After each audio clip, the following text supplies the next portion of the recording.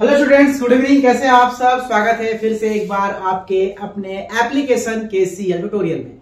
और आज हम बात करने वाले हैं जिस टॉपिक के बारे में, वो है फार्माकोलॉजी का लेक्चर नंबर 8 एंटीबायोटिक्स चैप्टर का। चैप्टर नंबर 21 है एंटीबायोटिक्स, और उसमें हम लोग ढेर सारे प्रकार के एंटीबायोटिक्स पढ़ चुके हैं। 2-3 टॉपिक और रह गए एंटीबायोटिक्स में, कीमोथेरेपी में। तो आज लेक्चर नंबर 7 में हम बात करेंगे एंटी माइकोबैक्टीरियल एंटीबायोटिक्स के बारे में, यानी ऐसे बैक्टीरिया जिसके ऊपर माइसीलियम की लेयर पाई जाती है या माइकोलिक एसिड की एक कवरिंग पाई जाती है।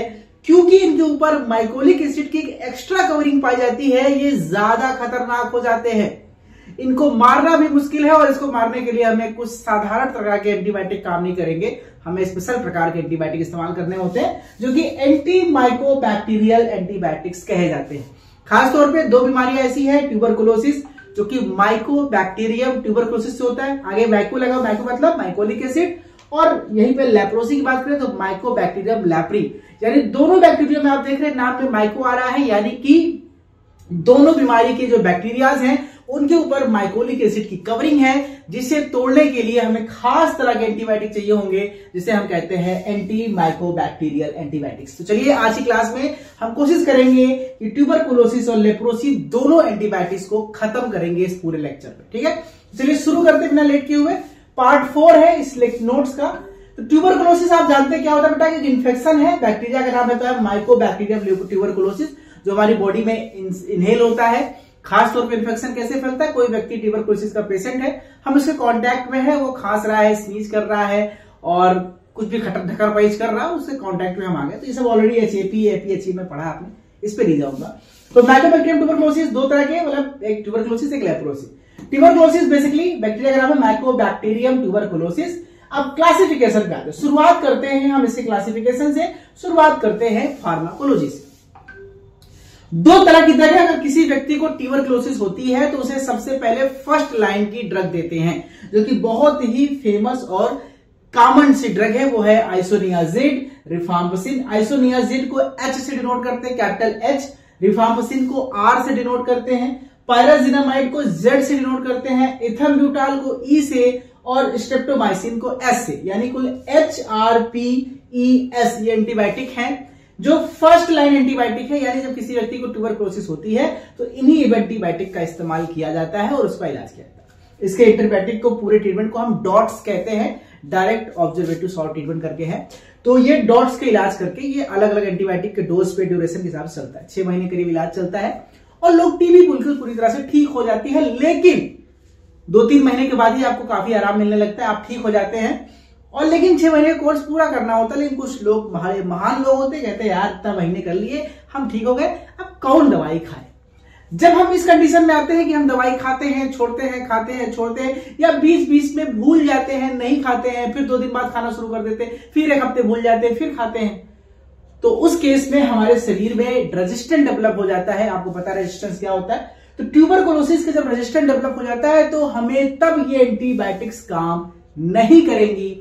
उस केस में आप डॉक्टर के पास जाएंगे तो उसे फर्स्ट लाइन के बाद सेकेंड लाइन एंटीबायोटिक स्टार्ट करना पड़ेगा। यानी जब फर्स्ट लाइन काम करना बंद कर दे, ड्रग रेजिस्टेंट हो जाए, तो हमें सेकेंड लाइन एंटीबायोटिक्स की तरफ मूव करना पड़ता है। Second line antibiotics basically common antibiotics है, इसको हम 3 कैटेगरी में बांट सकते हैं। एक तो नॉर्मल जो फ्लोरोक्विनोलोन्स है, जो हमने लास्ट क्लास में पढ़ा था, इसमें हमारे ओफ्लॉक्सासिन, लेवोफ्लॉक्सासिन, मॉक्सीफ्लॉक्सासिन और सिप्रोफ्लॉक्सासिन आते हैं, ये कॉमन सी बात है।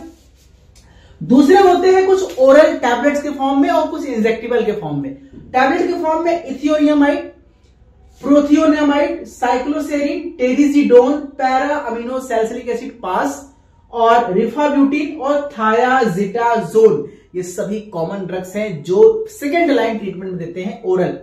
और इसके साथ ये हम ड्रग लगाते हैं, फ्लोरोक्विनोन, सिप्रोफ्लॉक्सासिन, अवलोफ्लॉक्सासिन, लेवोफ्लॉक्सासिन, कोई एक ड्रग साथ में लगाते हैं।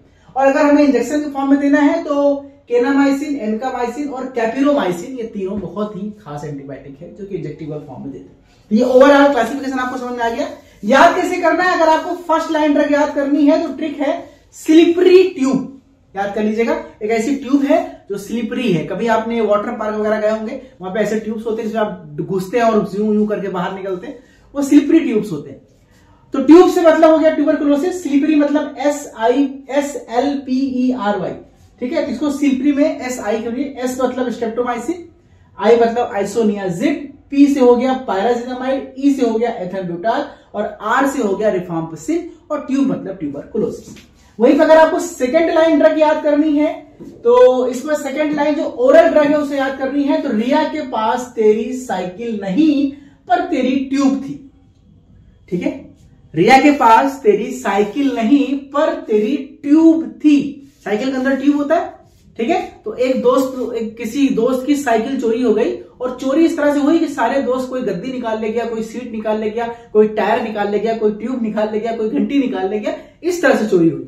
तो वो ढूंढने लगा, वो गया रिया के पास, अरे रिया मेरी साइकिल नहीं मिल रही है। तो दूसरे दोस्त ने कहा रिया के पास तेरी साइकिल तो नहीं लेकिन तेरी ट्यूब है, ठीक है। तो ट्रिक याद कर लो, रिया रिफाब्यूटिन, पास पैरा अमीनो सैलिसिलिक एसिड, तेरी टेरिजिडोल, साइकिल साइक्लोसेरिन, पर प्रोथिनामाइड, ट्यूब ट्यूबरकुलोसिस और थी मतलब थायाजिटाजोल, ठीक है। याद कर लो यार, बहुत आसान ट्रिक लेकर आ रहा हूं उसको। चलिए आगे बात करते हैं आइसोनियाजिड। अब हम बारी बारी से सारे जो ड्रग्स है, फर्स्ट लाइन ड्रग जो है उस पर शॉर्ट पे बात करेंगे। जो क्वेश्चंस इंपॉर्टेंट बनते हैं आपके जीपैट में हर ड्रग से, उन क्वेश्चंस पे बात करने वाले। जैसे मोड ऑफ एक्शन बेसिकली क्या है, इसका मोड ऑफ एक्शन सीधा सा है कि ये माइकोलिक एसिड को नहीं बनने देंगे। ये सारे एंटीबायोटिक आपका जो सबसे खतरनाक माइकोलिक एसिड है उसके सिंथेसिस को रोकेंगे, नहीं होने देंगे। कैसे क्या करते हैं, ये एक एंजाइम। अगर आप चाहते हैं देखना पूरा वीडियो लेक्चर, इसके साथ साथ जीपैट स्टडी मटेरियल और एमसीक्यूज क्वेश्चन की प्रैक्टिस अपने जीपैट के लिए, तो डाउनलोड कीजिए हमारा एप्लीकेशन KCL ट्यूटोरियल अपने गूगल प्ले स्टोर से। और उसको ओपन करने के बाद आप जाइए स्टोर ऑप्शन में, जहां पे आपको दिखेगा कोर्स टारगेट जीपैट 2024 और इसके साथ आप पाएंगे ढेर सारी video lecture, GPAT study material, MCQ questions और वीडियो से